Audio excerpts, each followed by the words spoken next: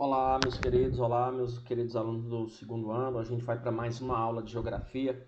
A geografia agora, no nosso primeiro conteúdo, a gente falou sobre o capitalismo comercial e o capitalismo industrial. A gente falou um pouco sobre eles. Nós vamos entrar agora mais no capitalismo financeiro, né? O capitalismo em que deu e eclodiu aquela crise do liberalismo, a crise de 29, a crise da Bolsa de Valores.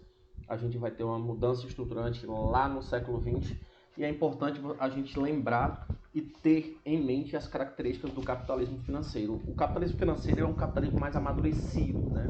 O capitalismo comercial, ele tem aquelas características mercantilistas, uma centralização administrativa, ele tem o controle da balança comercial pelo rei, o Estado ele não intervém, ele tem uma intervenção máxima na economia, que no caso do rei absoluto, e aí a gente vai para o industrial, que há uma necessidade da burguesia se libertar desse capitalismo mais conservador do Estado, e vai ser quando a burguesia vai tomar as rédeas do capitalismo, e ainda vamos ter o liberalismo econômico, que vai ser o liberalismo que é patrocinado pelo o iluminismo, né, de Adam Smith, de John Locke, os principais filósofos iluministas que vão patrocinar esse tipo de capitalismo.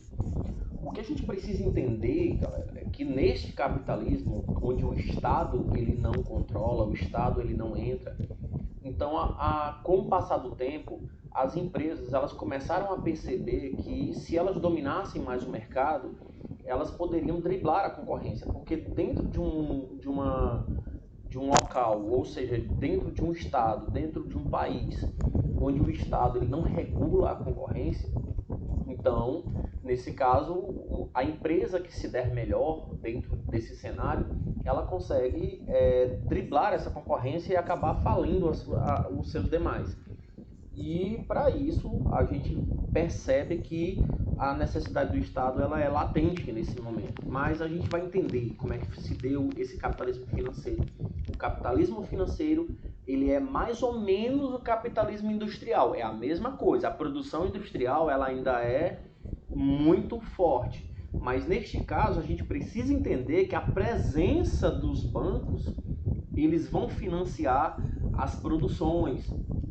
Os bancos eles têm um papel fundamental de comprar ações, as empresas elas se tornam ações para maximizar seu lucro, as empresas elas começam a financiar a sua produção, então os bancos eles entram mais como financiadores, eles entram mais como os compradores da produção. Então a gente vai entender neste momento aqui, tá? O capitalismo financeiro ele tem uma característica mais importante do crescimento do capitalismo, ou seja, ele vai ser o marco do capitalismo financeiro lá no final do século XIX, certo? No século XX, a gente vai ver a formação das grandes empresas, por exemplo, a Nestlé e outras mais, elas são formadas nesse período. Tanto as formações de empresas industriais, certo? Como também de empresas comerciais, as grandes corporações multinacionais, né? O aumento do número de bancos, como eu falei para vocês, que é o que caracteriza o capitalismo financeiro, é a associação da empresa com o banco. Ou seja, uma indústria ela se associa a um banco ou um banco compra uma indústria para eles terem mais dinheiro e terem mais capacidade de concorrência no mercado de trabalho. Se vocês imaginarem a euforia que foi o capitalismo industrial, então nesse capitalismo industrial que bancou o nascimento de várias indústrias, então a gente precisa entender que quanto mais indústrias, mais concorrência. E quanto mais concorrência, menor a fatia do lucro para cada uma. Se você está me entendendo, se eu tenho um país com 4 empresas, então a fatia do lucro delas é maior. Se eu tenho um país com 80 empresas, então a fatia de lucro dessas empresas é bem menor. Então se faz necessário que essas empresas elas adotem medidas para driblar essa concorrência. E aí vai ser o papel do banco. O banco ele vai ter esse papel fundamental de driblar a concorrência.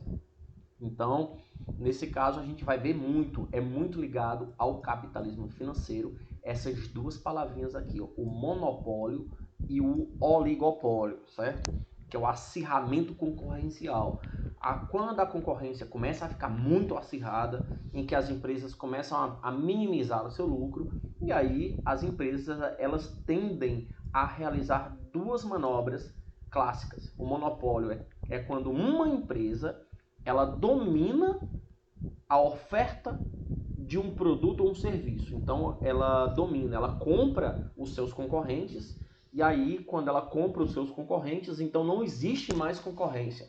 A gente precisa entender aqui, vamos entender a empresa Guanabara, daqui, eu não posso dizer que é um monopólio, mas a empresa Guanabara, ela comprou as suas concorrentes, né, que é a Serrana, a empresa Serrana é a empresa por Brasília, e ela exerce o monopólio sobre essa região de Sobral, Fortaleza. Somente o Guanabara faz essa região, então ela exerce um monopólio. O que ela fez? Ela driblou a concorrência. Então, ao invés dela ter concorrência, ela vai falir as concorrências. Existem outras estratégias econômicas para isso. E o oligopólio, que é uma característica de um conjunto de empresas que dominam determinada economia. Aí não é só mais uma empresa, um conjunto de empresas, eles se juntam para dominar, ou seja, a gente não pode ser concorrente, nós aqui entre nós não podemos ser concorrente. O que eles fazem? Eles se juntam para fazer uma empresa só, ou um conglomerado de empresas, um oligopólio, por exemplo, o oligo vem de muitos, né? Muitas empresas juntam para dominar o mercado. A gente pode ver aqui no Brasil, por exemplo, as empresas de alimentos, né? Nós temos agora a Brazilian Foods, que a Sadia e a Perdigão, elas se aliaram para elas não terem uma concorrência. Elas eram concorrentes entre elas e elas decidiram se aliar e juntar os seus capitais para formar uma única empresa, que formaram Brazilian Foods, né? Que é a Brasília Alimentos. Ou seja, quando você compra um frango da Sadia e um frango da Perdigão, você está comprando da mesma empresa. Então eles se juntam e eles não são concorrentes, agora eles são parceiros comerciais. A gente vai ver aqui a Ambev. A Ambev é uma empresa que ela presta serviço para as fornecedoras de bebida, né? A gente tem refrigerantes, cervejas e alguns alimentos que são fornecidos pela própria empresa. Nesse caso, eles não são concorrentes, eles são parceiros econômicos. Então, uma das características marcantes do capitalismo financeiro é esse drible da concorrência, é você não ter concorrência, você tentar fazer monopólios e oligopólios para dominar o mercado, certo? E aí, as novas tecnologias, a gente vai se dever isso ao quê, né? Isso se deve ao quê? Novas tecnologias introduzidas no sistema capitalista, ou seja, se você imaginar, no sistema capitalista industrial, era muito remoto a tecnologia, até porque eles usavam o vapor, a água, o vapor das máquinas. Só que, se vocês entenderem, a gente vai viver um momento de efervescência cultural, o descobrimento de vários elementos da tabela periódica, nós vamos ter o descobrimento da bomba atômica por Albert Einstein, nós vamos ter a descobrimento foi de lascar, né? A descoberta do petróleo, que é uma nova fonte de energia. A gente vai ter os motores de combustão interna, que vai funcionar cada vez mais rápido, produzir máquinas cada vez mais potentes.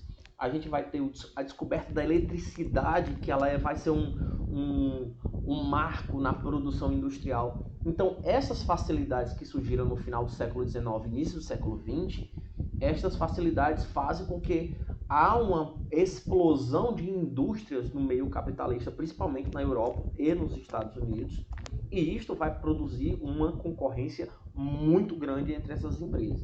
E aí gera a necessidade de monopólios e oligopólios para tentar driblar essa concorrência, né?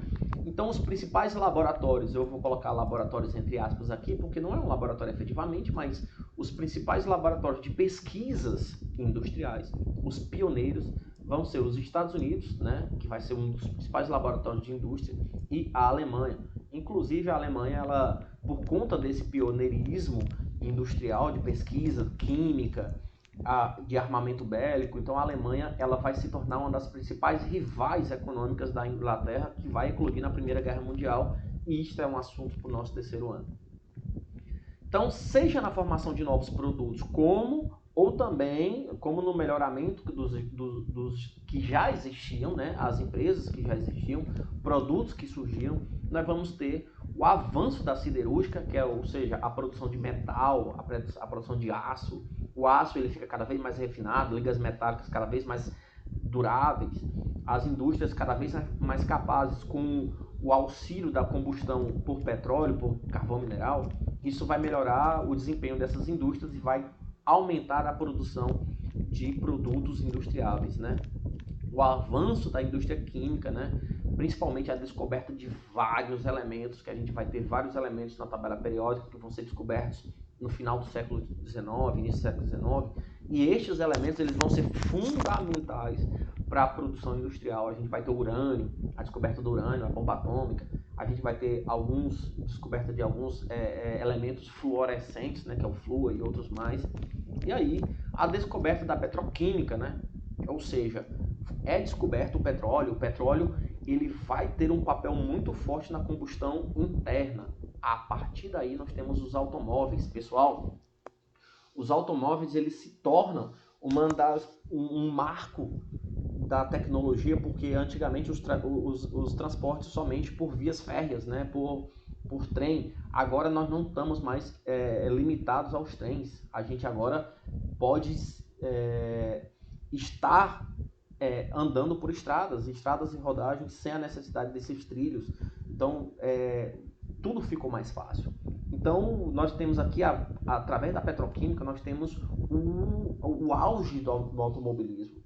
Indústrias automobilísticas vão explodir pelo mundo. Nós temos a Ford, a Volkswagen, a Fiat, a Mitsubishi e outras mais empresas vão surgir no mercado internacional. E aí, para a cereja do bolo vai ser a descoberta da eletricidade, que vai ser a mola motriz dos principais eletrodomésticos que nós conhecemos na nossa vida. A lâmpada, né? As pessoas podem ir para a cidade à noite. Paris se torna a cidade mais iluminada do mundo. Nós temos a lâmpada, ela vai potencializar o surgimento de eletrodomésticos. Esses eletrodomésticos cada vez mais entrando no capitalismo financeiro. E aí, pessoal, estas concorrências acirradas forçaram esses países a procurar novos ares, né? Novos lugares. Então, a concorrência aumentou, né? O crescente aumento da produção industrial aumentou também a concorrência. Então, a concorrência ela ficou cada vez maior. Peraí, mas como é que a gente vai driblar essa concorrência? Então, a gente tem que atingir novos mercados de trabalho. A gente precisa atingir novos mercados consumidores. A gente precisa de mais mercado consumidores, de mais oportunidades de investimento, mais acesso à mão de obra barata e mais fontes de energia sem concorrência. E aí, como é que a gente vai fazer isso? Aí, a partir daí, nós vamos ter a onda imperialista do final do século XIX, onde os países europeus eles se lançaram para invadir a África e a Ásia. E aí, pessoal, nós temos a invasão maciça da África. Os países europeus, eles invadiram a África, a Ásia Setentrional, onde hoje é a Índia, ali Coreia, a Oceania. Esses países foram todos dominados pelos países europeus. E aí a gente vai vivenciar uma nova divisão internacional do trabalho.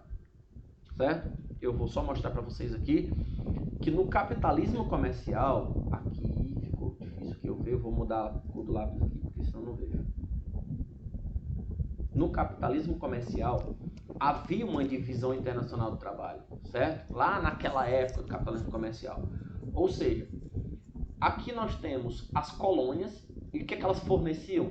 Metais preciosos. Vocês lembram disso? Do mercantilismo?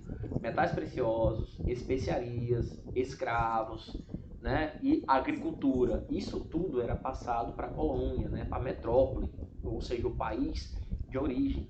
E o que é que a metrópole fornecia? Ela produzia manufatura e a colônia comprava suas manufaturas. Isso era uma troca comercial. Já no capitalismo industrial e financeiro, né, a gente vai perceber que isso vai mudar. Por quê?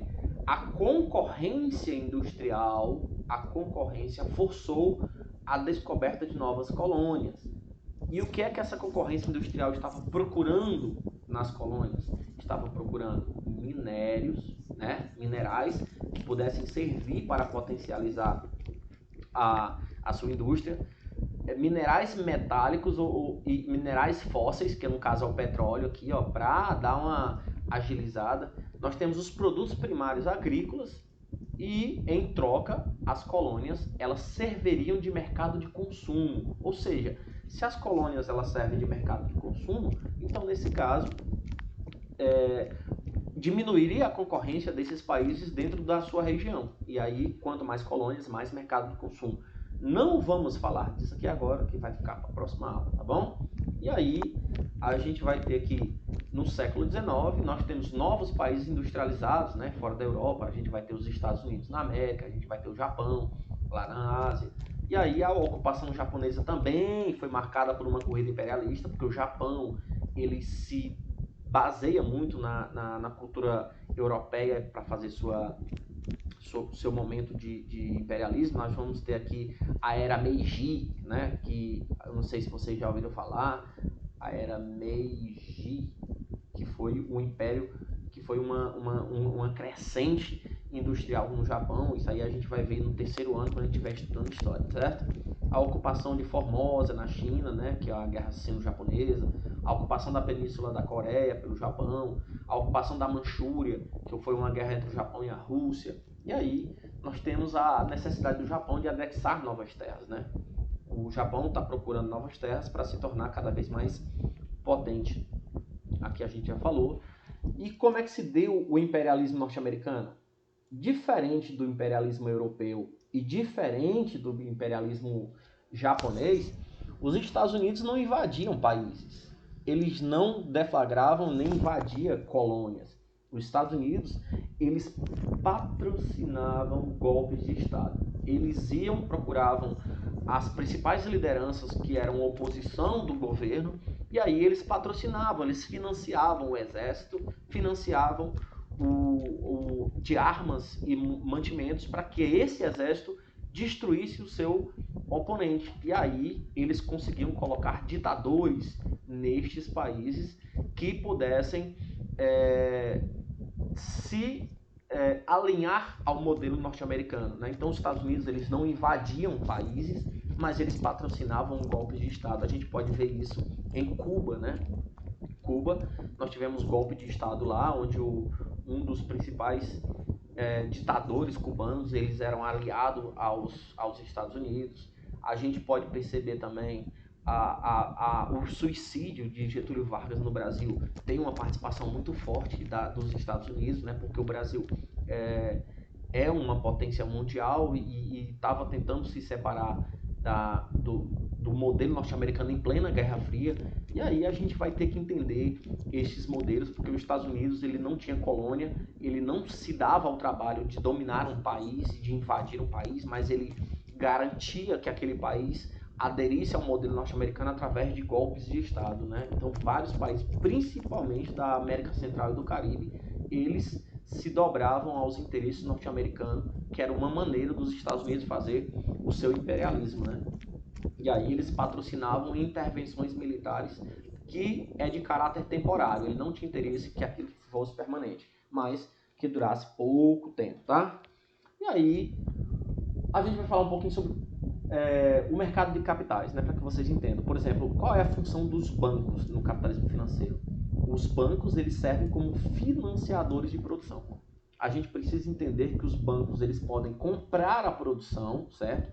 Os bancos, eles podem comprar o produto, certo? Eu quero comprar aqui, adiantar o pagamento aqui da produção do ano que vem e já está pago. Ou os bancos, eles podem comprar as ações. E o que é uma ação? É um percentual da empresa, ou seja, é como se fosse uma parte da empresa. Vamos supor, se uma empresa está valendo 100 milhões, então 1% daquela empresa é 100 mil. Então, se você der 100 mil para aquela empresa, aí você vai ter o quê? Você vai ter, 1 milhão. 100 milhões, então 1 milhão. Se você der 1 milhão para aquela empresa, você compra 1% dela. E isso quer dizer o quê, professor? Quer dizer que tudo que a empresa lucrar em um ano, 1% é seu. Isto é uma ação. Ou seja, você comprou uma fatia muito fina da empresa. 1% daquela empresa é minha, porque eu comprei, então a ação é minha. Então, se ela lucrar 80 milhões, então 800 mil é meu, porque isso foi meu lucro, porque eu tenho 1% de ações naquela empresa. E aí, os bancos compravam indústrias, certo? Eles compravam indústrias para ampliar os seus investimentos, ou seja, a indústria, eles compravam a indústria e ampliavam o seu investimento comprando a produção e vendendo ações. E as indústrias também, as próprias indústrias criavam ou elas incorporavam bancos. Para quê? Para dar o seu suporte financeiro em caso de crise. Pessoal, se vocês observar, fica mais difícil distinguir o que é o capital industrial e o que é o capital bancário. Não dá para entender. Se uma empresa ela é comprada por um banco, o dinheiro dela é do banco ou da empresa? Não se sabe. E se um banco ele se alia a se uma indústria ela cria um banco dentro dela, e esse banco ele é de quem? Ou seja, o dinheiro. Se o banco com uma empresa e uma empresa compra um banco, de quem é o dinheiro? Não dá para saber. E aí fica muito difícil distinguir se é um capital industrial ou um capital financeiro. Mas o que a gente tem de certeza sobre o capital financeiro? Que as empresas deixaram de ser familiares, certo? E elas passaram a se tornar uma sociedade anônima de capital aberto. O que é isto, professor? Uma sociedade anônima de capital aberto? Significa que é o seguinte, que uma empresa ela tem 51% das suas ações, ela é majoritariamente do dono da empresa, ou seja, neste caso, ele é o acionista majoritário, e o resto da empresa, ele pode fatiar este resto da empresa em pequenos pontos e vender cada um. O que acontece? O dono majoritário, que é aquele que tem mais de 50%, eles tomam as decisões de mercado. E ele é o dono da empresa porque ele tem mais de 50%. E o restante da empresa, que são as ações, essas ações elas são colocadas para ser vendidas no mercado financeiro. E aí, quanto mais lucro a empresa der, mais caro a ação fica. Então, quanto mais desenvolvida ela for, mais caro ela fica. E aí os acionistas majoritários, eles ficam com mais de 50% da empresa, né? Pode ser uma pessoa, pode ser um banco, pode ser uma família. E o restante, que é os outros 49%, tudo isso é negociado na Bolsa de Valores. Ok? E aí a gente precisa finalizar aqui, né, com a crise de 29, a crise da Bolsa de Valores, a crise do liberalismo, aquele liberalismo criado por Adam Smith e John Locke. A gente vai perceber que o liberalismo ele entra em crise. Por quê? O mercado passou a ser dominado cada vez mais por grandes corporações, ou seja, as grandes empresas, elas dominavam as pequenas empresas através do monopólio, através do oligopólio, através de tudo isso, e não existia mais concorrência para aquela empresa. Peraí, e a livre concorrência? Peraí, não existe mais. Por quê? Se aquela empresa ela dominou todo o mercado, então, neste caso, eu vou fazer uma reflexão com vocês. Neste caso, se uma empresa produz em um mundo concorrente um produto de R$1, certo? Então, se em algum momento ela acaba com toda a sua concorrência e não existe mais concorrência para ela, o que impede essa empresa de colocar o seu produto de R$10, se não existe concorrência? Então, neste caso, a gente vê a necessidade do Estado de regular a economia.